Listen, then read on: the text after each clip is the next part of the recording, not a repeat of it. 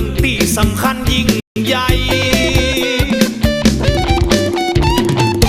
เกิดเป็นคนเมืองแล้วเต็มอกเต็มใจคนเมืองเจือใดอูไหนมีหันบ่มีกำบอกมาหลอกแลกใส่กันหมู่เฮาม่วนงันบนดินแดนล้านนาอยู่ใต้ห่มฟ้าดอยดงป่าไม้ของกินลากซากมีแถวลู่ลำน้ำปูดำเอาใส่ยำนอไล่มีแหมสับปะลำถูกปากถูกใจ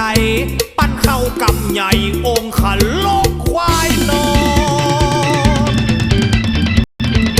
บรรพบุรุษเฮาได้สั่งได้สอนตีกินตีนอนเฮาดีงามกล่าวใดเต็มอกเต็มใจแล้วเกิดในชาตินี้แอวงานปอยหลวงมีตึงจ้อยตึงซอจัดฟ้อนหอล้อแต่งตัวงามที่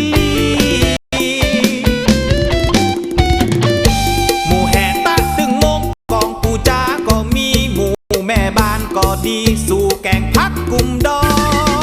งกินห่วมตาลหางม่วนกันวันฉลองแห่ขวดตาโตยกองมองสิ่งมองเสียงใสมันตึงเต็มใจได้เกิดเป็นคนเมืองเกิดเป็นฝรั่งเฮาก็ตึงบ่เอากว่าได้นั่งเหงาอู้กันบ่ฮู้เรื่องเฮียน A B C D บ่ได้เฮียนตัวเมืองกลัวเป็นเปิดเป็นเหลืองเปิ้นวันหนาวเต็มที่จินลาบลูซาเปิ้นก็ว่าบ่มีเป็นคนเมืองเนี่ยดีเข้าป่ามีสมบูรณ์มีน้ำใจเกื้อหนุนกำจุนทั่วแคว้น